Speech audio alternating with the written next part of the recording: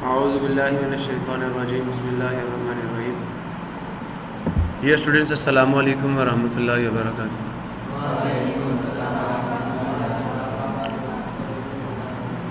मेरे बच्चों, आज हम लोग chemistry 9th class chapter number 2, chapter का नाम स्ट्रक्चर ऑफ एटम, उसका लेक्चर नंबर 6 स्टार्ट करने जा रहे हैं। और आज के इस लेक्चर में हम लोग कुछ और बेसिक डेफिनेशंस को डिस्कस करेंगे एंड देन चैप्टर का जो असल कंटेंट है उसकी तरफ चलेंगे।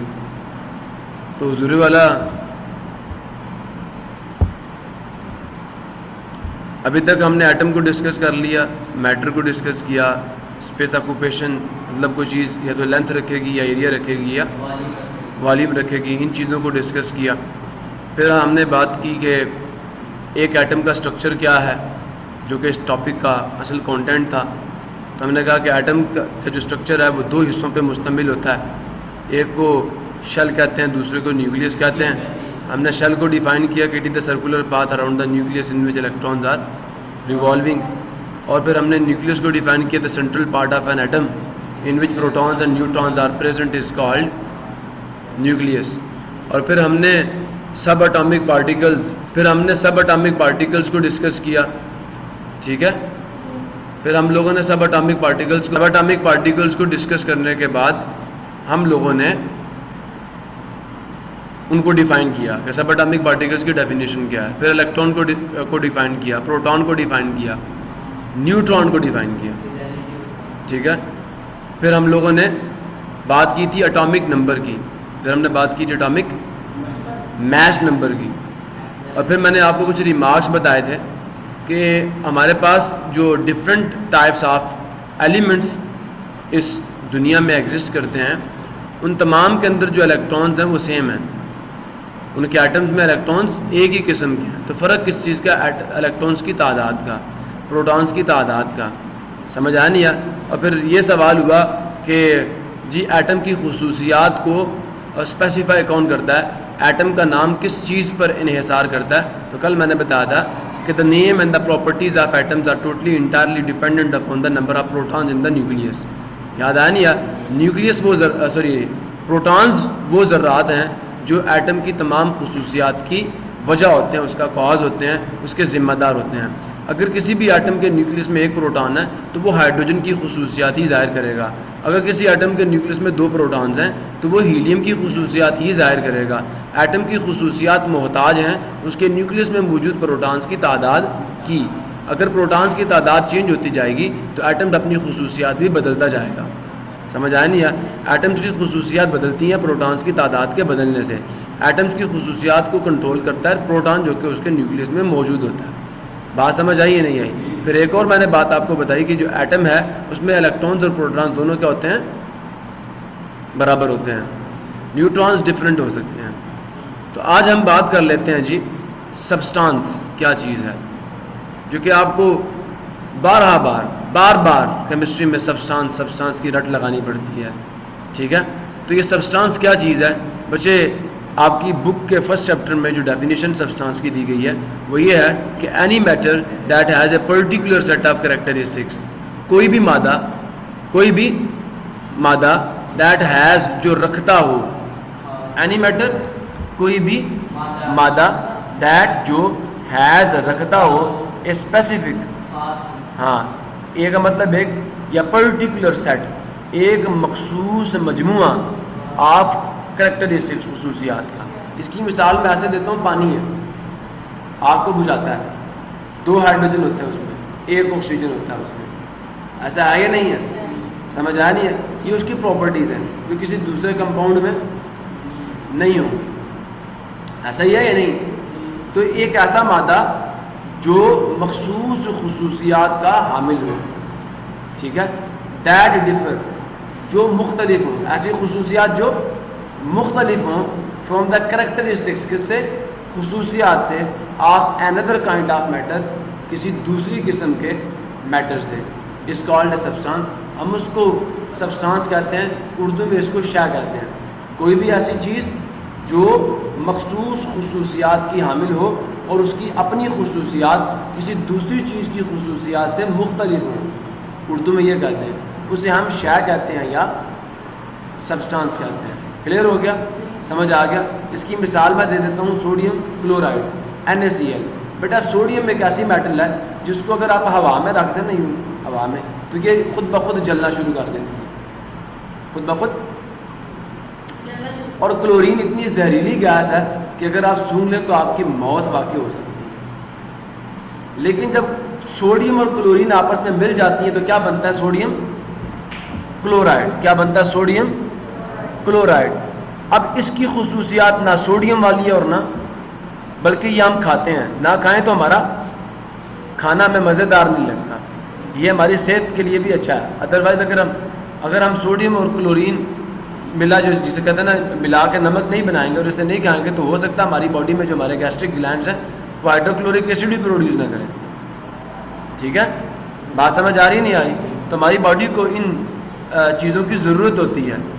ठीक है, तो सोडियम क्लोराइड जो है हमारी बॉडी की नीड है, हमारी बॉडी की ज़रूरत है, प्रॉब्लम किसी को। लेकिन क्लोरीन बताते खुद क्या है? एक जहरीला मादा है। सोडियम बताते खुद क्या है? एक जहरीला मादा है। लेकिन जब दोनों मिले तो क्या मिला हमें? खाने का नमक। अब इसकी खुसूसियात दोनों से मुख्तलिफ है। ठीक है, इसकी खुसूसियात अलग, इसकी खुसूसियात अलग, लेकिन जब मिला तो कोई नई खुसूसियात वाला मादा बन गया। इसी तरह पानी है, हाइड्रोजन जलती है और ऑक्सीजन जलने के लिए सांस का काम करती है। जिस जगह ऑक्सीजन नहीं होगी चीज़ें जलेंगी नहीं। समझ आया नहीं यार? ऑक्सीजन जलने वाली चीज़ों को जलाती है और ये चीज़ें जलती हैं। अब जब ये दोनों मिल जाते हैं तो क्या बनता है? पानी। ये जलती हुई चीज़ों को बुझा देता है। इसकी खुसूसियत दोनों के क्या अगेंस्ट हैं? आप समझ आया? हाइड्रोजन अलग सब्सटेंस है, ऑक्सीजन अलग सब्सटेंस है और वाटर अलग सब्सटेंस है। वाटर की अपनी खुसूसियात हैं, ऑक्सीजन की अपनी खुसूसियात हैं, हाइड्रोजन की अपनी खुसूसियात हैं। अगर अब भी मेरी बात समझ नहीं आई तो मैं आपको दोबारा समझा देता हूँ। तो ये हैं सब्सटेंसेस। क्लियर हो गया? अब बेटा आप ये भी कह सकते हैं कि any type of matter is called substance. किसी भी किस्म का मादा सब्सटेंस कहलाता है। ठीक है, there are 2 types of the substances. Substances की कितनी टाइप्स हैं? 2 टाइप्स हैं, प्योर सब्सटेंस और impure substance. Types of substances कितनी होती हैं? 2। एक को प्योर सब्सटेंस कहते हैं, दूसरे को इम्प्योर सब्सटेंस कहते हैं।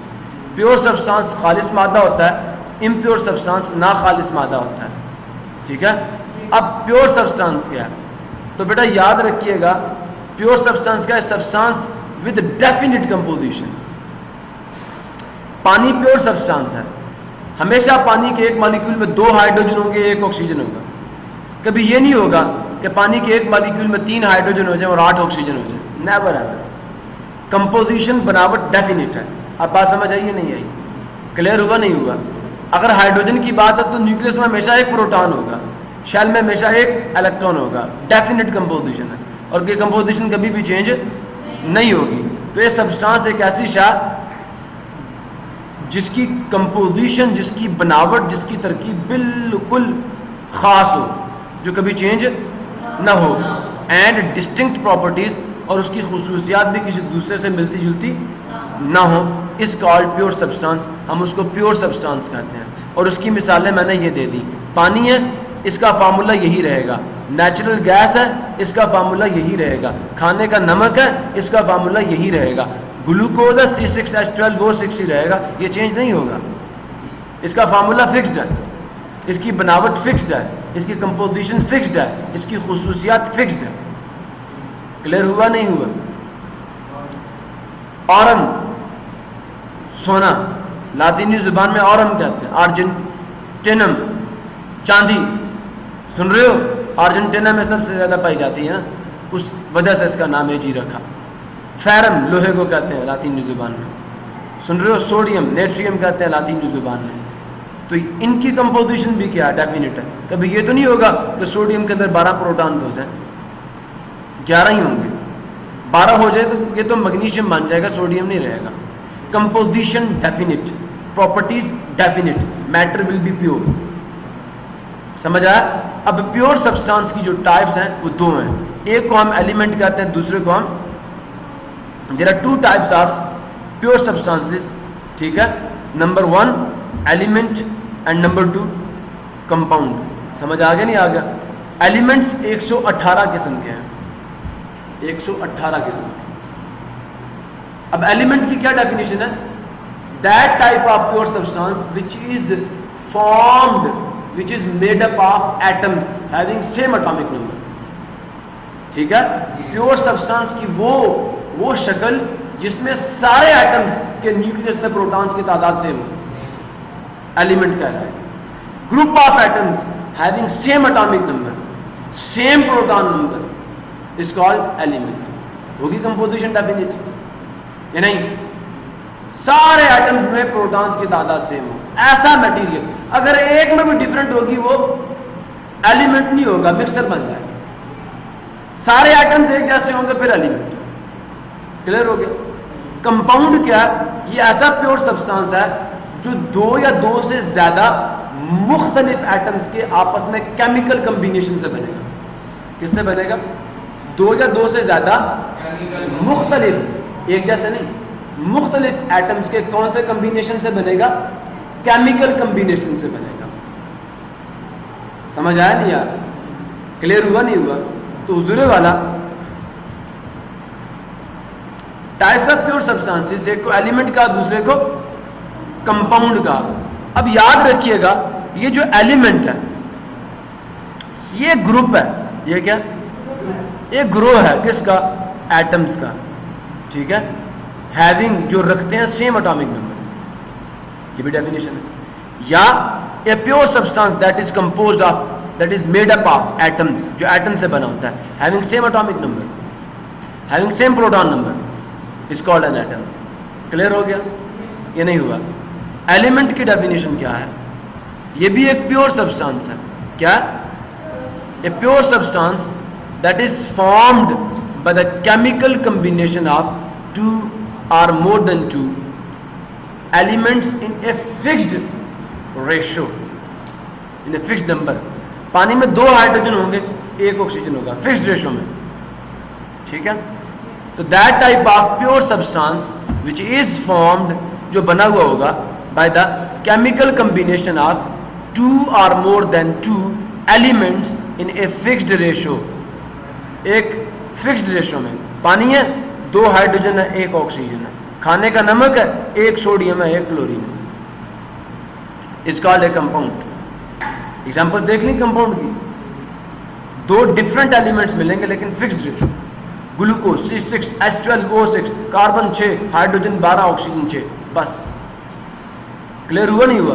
Fixed ratio of the atoms के साथ मिलकर जब एलिमेंट्स कोई बाय केमिकल कॉम्बिनेशन कोई चीज बनाएंगे तो that is called a compound. Elements की मैंने टाइप्स बता दी, सोडियम एलिमेंट है, क्लोरीन, 118 एलिमेंट जो कि पीरियोडिक टेबल में मौजूद है। क्लियर हो गया? फिर बेटा अब एलिमेंट्स की टाइप्स को डिस्कस करेंगे नेक्स्ट लेक्चर में।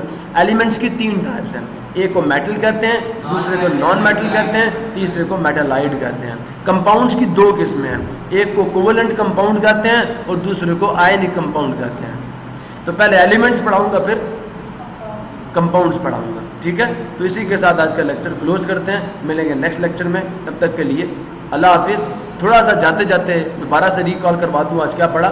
सब्सटेंस पढ़ा, प्योर सब्सटेंस पढ़ा, सुन लें, प्योर सब्सटेंस पढ़ा, इम्प्योर सब्सटेंस। सिर्फ क्या करना है, प्योर सब्सटेंस की डेफिनेशन में आप लोगों ने सिर्फ क्या कह देना है? A matter without definite composition, a matter without definite composition and distinct properties. ये यहां पे तो लगाया ना, जिसकी डेफिनेट कंपोजिशन होगी।